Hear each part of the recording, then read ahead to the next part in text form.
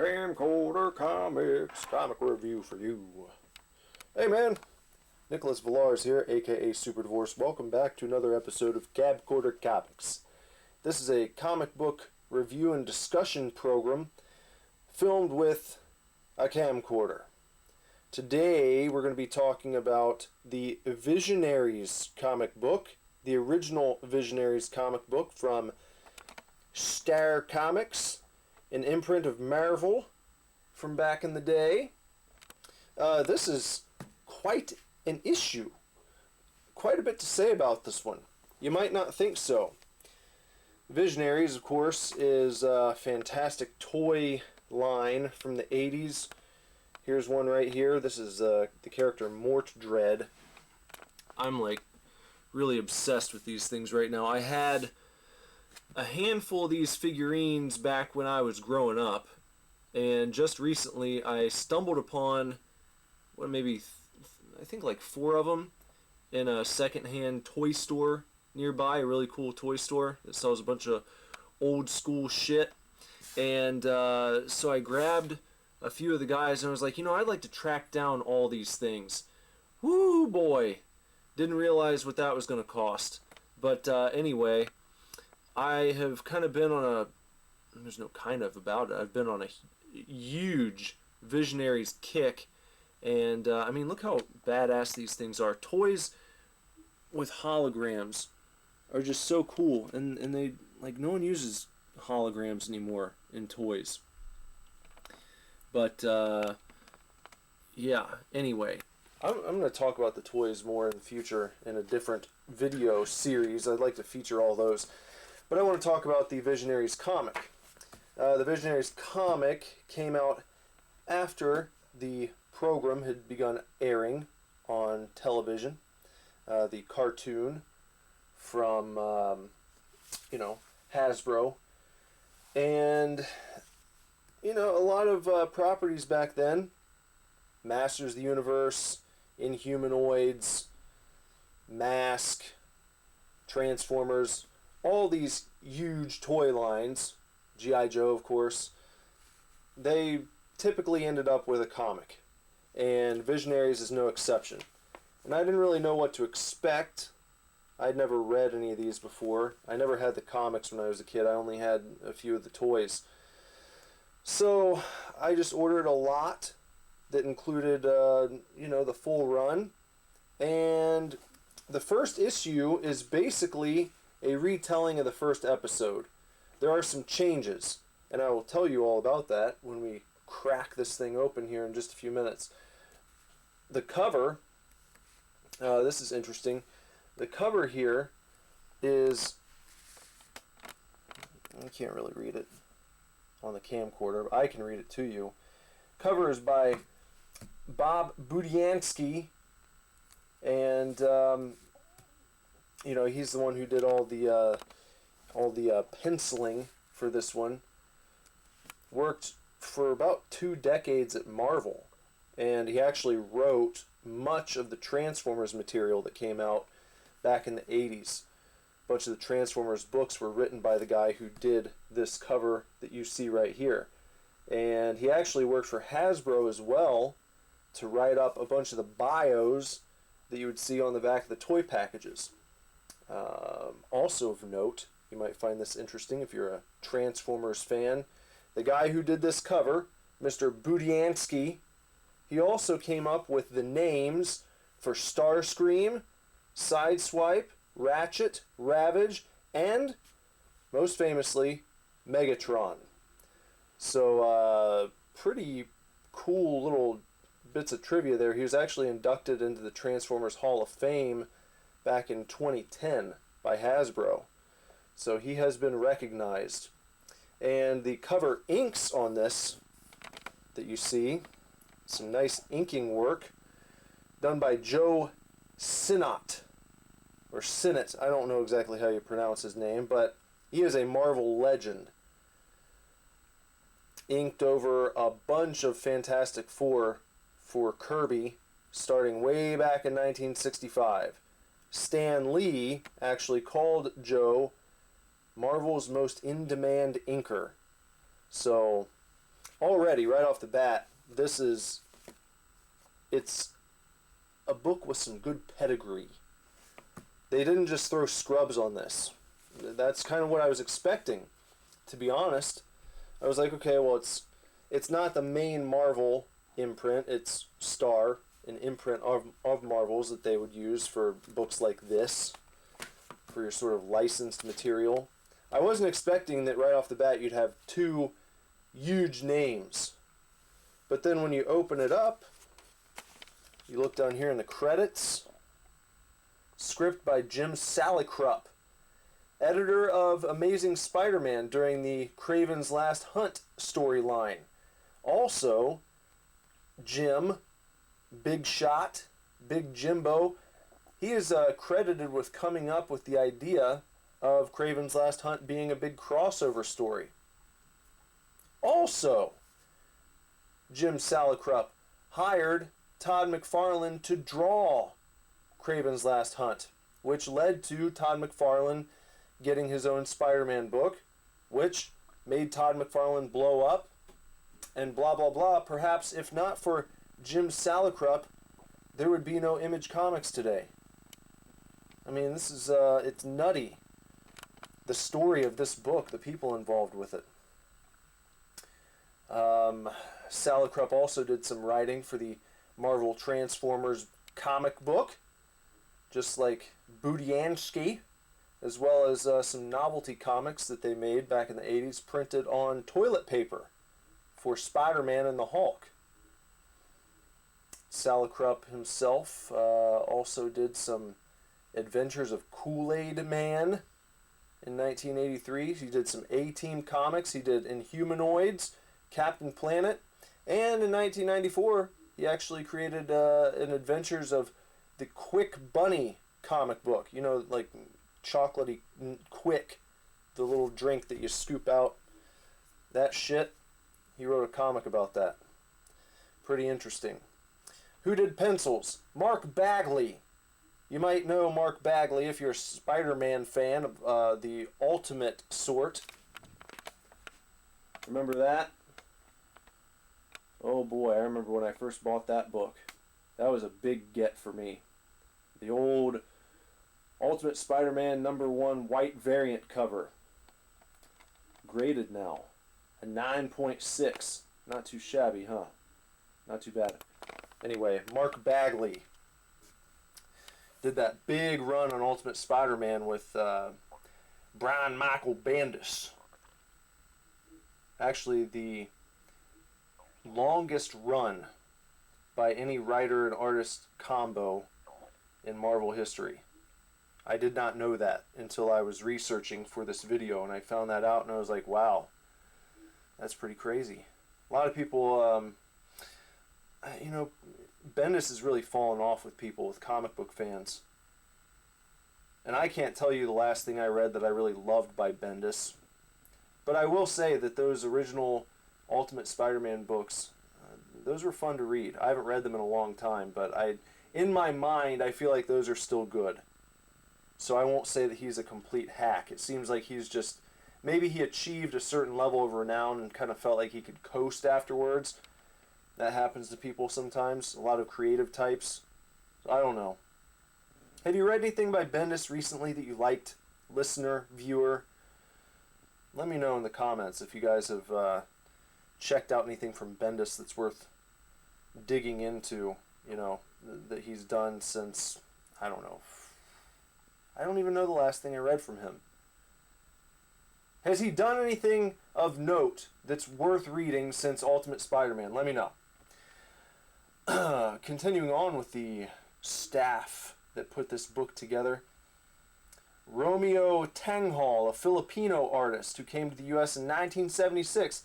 In 1980, he became an inker for George Perez, rest in peace, on the new Teen Titans. And he also did character design and storyboards for Sunbow Entertainment, which is the animation company that did the cartoon of Visionaries.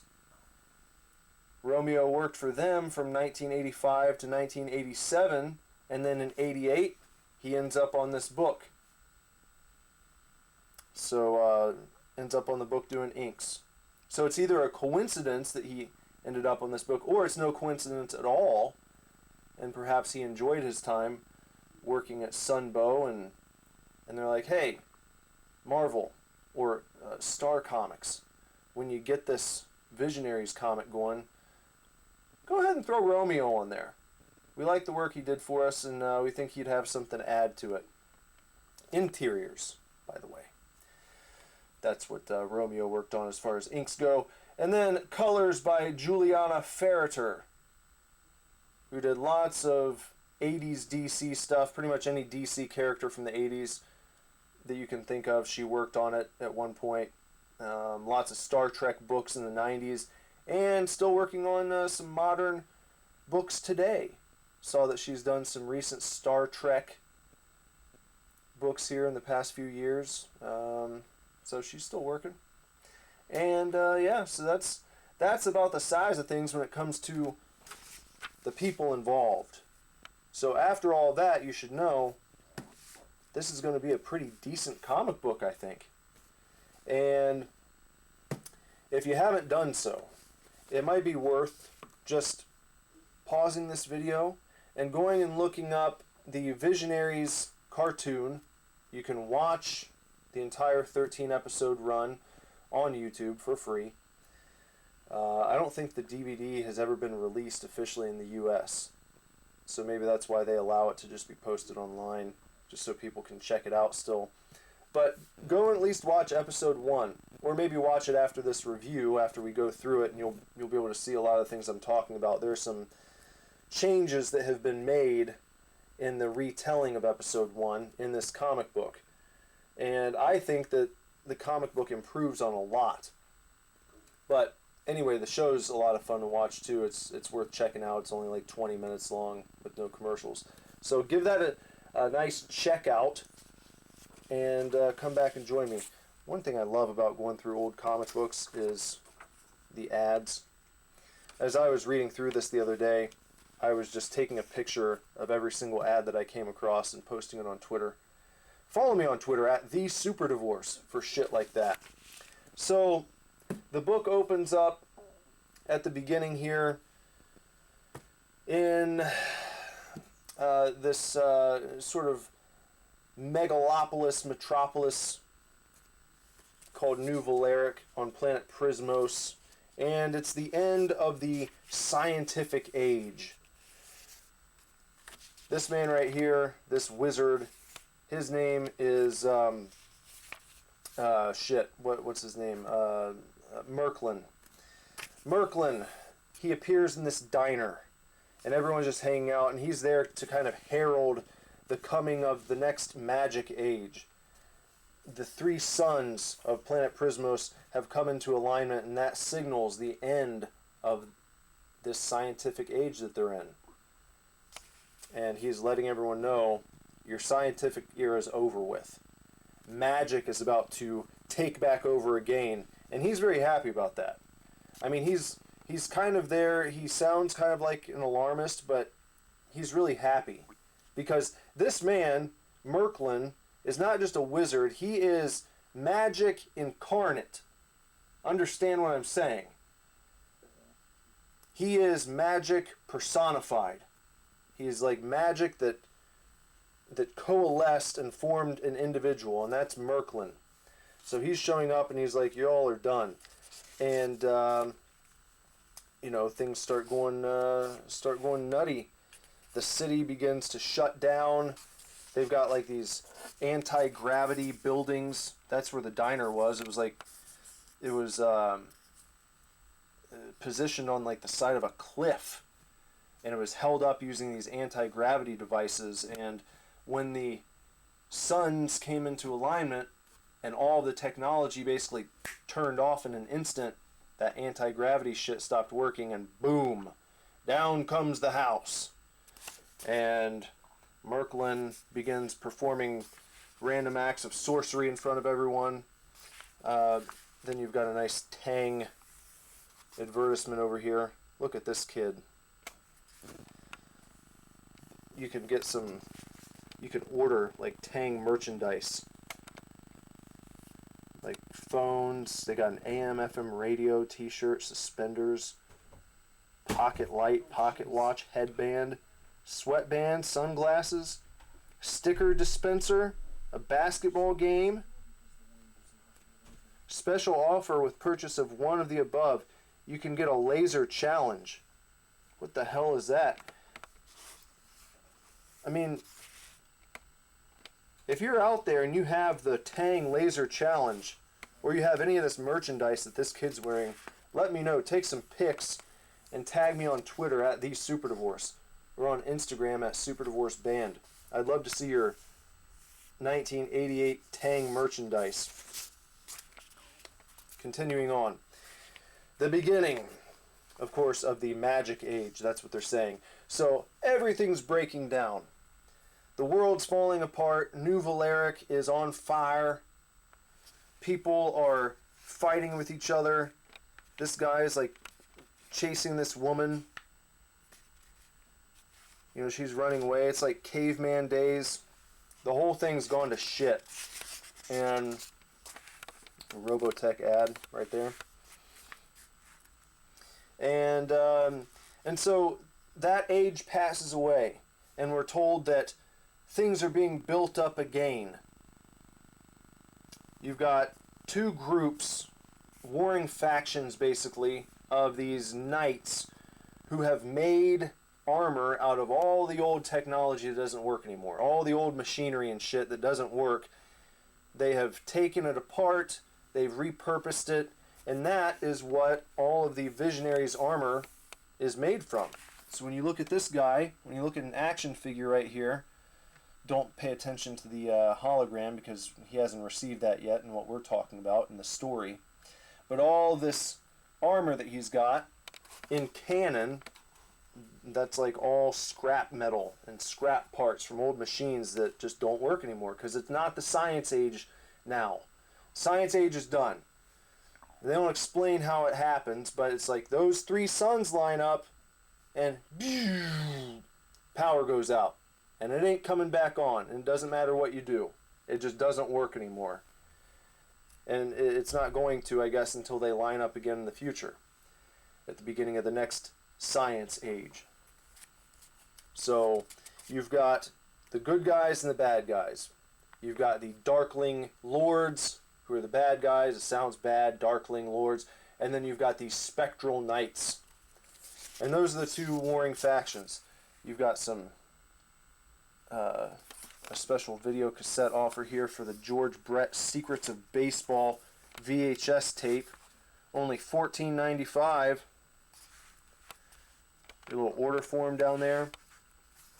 So there's a fight breaking out between the Spectral Knights and the Darkling Lords when Merklin appears up in the sky, and he challenges all of the people living on Prismos. Not just these Spectral Knights and the Darkling Lords, but everyone. Everyone can come and get on this. He wants everyone to meet up at the Iron Mountain, which is like the place where his castle used to be way back in the day. He used to sit on top of Iron Mountain. He wants them all to meet there, and they're going to have a sort of adventure, a quest, going into the mountain to see who's worthy of being given access to a little bit of his magic that they can use. So that's what they do. And you don't get this in the show. This is kind of a neat addition. When they show up to the mountain, on the side of the mountain, like the entrance is actually Merklin's face. You don't get that in the TV program. That's one cool little addition there. And when people begin to enter, his jaws chomp shut, and then he spits them back out again, just for the lulz, just for fun. Now, once they're actually inside, one of the first tests that they have to go through is to make it through these kind of jutting out, spiny, spiky, whatever they are, rocks, blades, I don't know, but they are jutting out from all sides in this little tunnel, and they have to make it through this tunnel through the other, to the other side. And the man who's able to do this is a character for the Spectral Knights. His name is Witter Quick. He moves very quickly, and he's able to ka-ching, ka-ching, ka-ching, ching, just bebopping his way right across, no problem. In the TV program, Witter Quick is the one who has the first challenge, and he is able to do something similar, only he's running through a corridor of these big, giant doors that are slamming down from the ceiling in rapid succession, you know. You've probably been in levels in a video game where you got to do something like that. You're going down a hallway and there are like doors in front of you that are dropping from the ceiling at intervals that you have to time so you don't get crushed to death. That's what Witter Quick does in the show. In the comic, however, this is what he does. He runs through the spiny hallway. And if these are just stationary, that seems like anyone could just walk right through there. So I don't think that that's necessarily as impressive. But if these are jutting in and out, ching, ching, ching, ching, if they're doing that kind of thing, that is impressive. But it's not necessarily clear to me which one of those it is.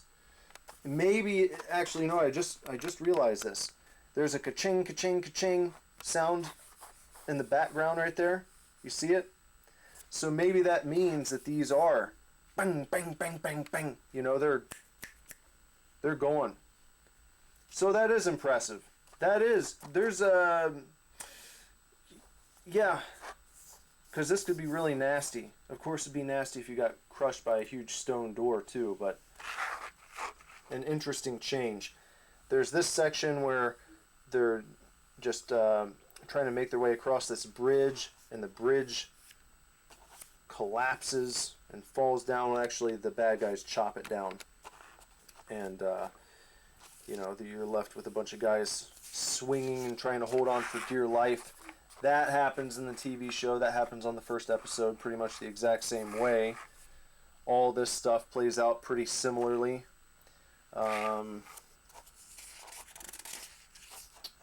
Let's see. Something fun in the show. This character right here, Mort Dread. He's a bad guy. He's like the little toady, little biatch, you know.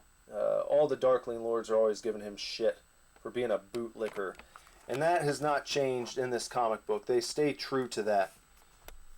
They stay true to that. And it's just like everyone's always talking back to him. Right here, he's having words with a few of the Spectral Knights, with Ektar and Leoric, who's actually the leader of the Spectral Knights. And you see Mort Dread down here. Ektar says to Mort Dread, what's your problem? Did Darkstorm's the leader of the Darkling Knights, he said, did Darkstorm get mad at you for rusting his boots with your tongue? Because they're always calling him a bootlicker. Like every episode, multiple times he gets called a bootlicker. And so he gets butthurt, and you know, they're fighting, they run off. Here's something that's changed from the first episode. So the Spectral Knights go into this large room, and they encounter this gargoyle. And one of the Darkling Lords tosses a stone at the gargoyle to wake him up and to anger him, so he, you know, runs after the good guys, and, you know, the Darkling Lord who threw that stone is hoping that the gargoyle is going to eat up the Spectral Knights. Less competition to get to that that magic that's waiting on him. Anyway, it doesn't work out so well. Leoric, the leader of the Spectral Knights, just charges at the gargoyle, and he scares him away. Runs off screaming with his tail between his legs. In the television program, it's a very similar situation, only it's not a gargoyle that they encounter. It's a big, like, stone golem man. I think the gargoyle is cooler. He's a more imposing villain. He ends up running away just like the stone man does in the TV show, but that was, I think, a welcome change. The stone man didn't look very scary to me. So, right here, This is one of the, this is Darkstorm. He's walking down a hallway, and he has a match lit to sort of light the way. It's very dark inside some areas of this mountain. And the skeleton blows his match out and says, "It's a non-smoking section. Smoking is downstairs." Oof! He kicks him down off of this cliff, you know, and he falls down. In the TV show, on the cartoon, something very similar happens, only the skeleton doesn't say anything, and he doesn't kick Darkstorm down. So this is a better scenario right here. This is a little more interesting than what happens on the cartoon. That's neat. You've got your cat fight here, where Spectral Knight Galadria is walking across this beam, trying to get across this treacherous looking little pond that she's, you know, stumbled into, and she's trying to walk across, and behind her is Viralina. So you've got a good chick for the Spectral Knights, that's Galadria, and then you've got the bad chick. Two chicks on the show. The bad chick is named Viralina. They have their little fight. There's a cool Hulk advertisement. And they end up falling in the water, doing a little bit of fighting with this octopus beast. It's not exactly an octopus. It's kind of got like an alien looking head. So it looks cooler in the comic book. In the TV show, it just looks like a regular octopus. So that's another thing that they've made just a little bit more interesting for the viewer, for the reader. See? I think that's a cooler looking creature than just having an octopus. You can do anything. If you're drawing it, if you're putting it into a show, you can do anything. You can make it look however you want to, so you might as well jazz it up a little bit. Anyway, Viralina, she gets away and leaves Galadria basically to be eaten by this thing, but Galadria is able to pull the plug. She finds several plugs at the bottom of this pond, pulls the plugs out, and then the water and the beast are sucked down to the bottom. So she is saved. Over here we have a little scenario where one of the Darkling Lords, a guy named Kravex, he is standing up on this ledge, and he watches some of these guys walking by. These are not characters of any consequence. These are just random adventurers. And he cuts down a couple hornets or bees' nests, beehives, and they fall down, and these adventurers are sort of run out of the building. That's about the last you see of them. And he runs down, does Kravex, picks up some of their weaponry. This fight right here, by the way, this plays out very similarly in the comic as it does in the cartoon. This fight sequence between Sindar and Cryotech plays out almost exactly the way it does in the show, where Sindar knocks down a bunch of these hanging icicles. They fall down on top of Cryotech, but he busts out. And then here's something that's drastically different. So the main bad guy, the guy who runs the Darkling Lords, that's Darkstorm, he gets everyone on his side in the cartoon by stumbling upon them in a room where they've all fallen victim to booby traps. And he kind of makes an offer. He's like, "I'll let you out if you pledge your loyalty to me." In the comic book, he does something similar, only he hatches a plan where he finds this spider's milk, a big tub of spider's milk, and he dumps it on top of all these other bad guys, so they're stuck, and they're not going to be able to get to the magic shit. And then he offers them a way out. He's like, "I will unstick you if you pledge your undying loyalty to me, and you become one of the Darkling Lords," basically. That's how that happens. So that is quite a bit different. The two sides meet up with each other. They start battling it out. And the wizard man, the magic incarnate Merklin, he appears and he screams at them, "Cease this violence at once!" Wants them to knock it off. They've made it far enough. Build a reputation, this ad says. Saying like you're gonna get a good reputation if you buy our models, our model kits. People will love you. So he brings them into the next room, does Merklin, and that's where he bestows upon them their magical abilities. He bestows upon them their totems. That's what these holograms are. So that's their magic power. Inside each person resides, get that Bullwinkle and Rocky. Inside each person will reside one of these totems, and this sequence plays out about the same way it does in the cartoon. Looks a little bit different, obviously. Artwork's a little bit different. Angles are a little bit different, but it shows each character receiving their personal totem just the way it does in the show, and then they dip their staffs in the sacred pool, and that gives them their secondary power. So you've got wisdom, light speed, knowledge, decay, destruction, and fear and invulnerability.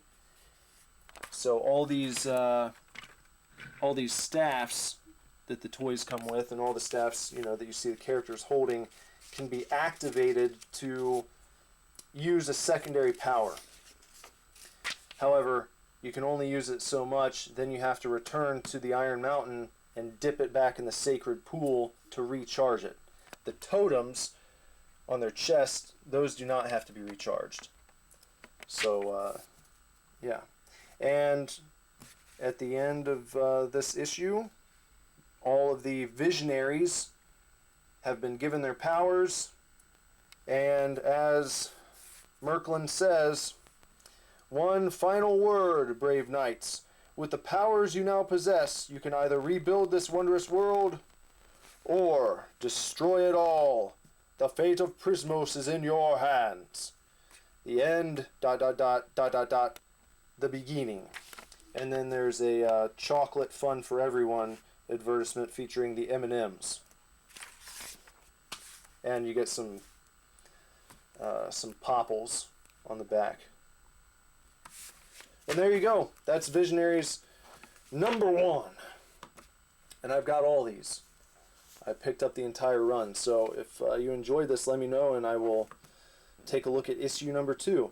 I know that issue #2 departs from the series and begins to tell its own story. So if that sounds intriguing to you, we'll take a look at it. Until next time, everyone, take real good care, keep kicking ass, love you lots. Lord willing, I'll be back very soon with another video for you to watch. Bye-bye.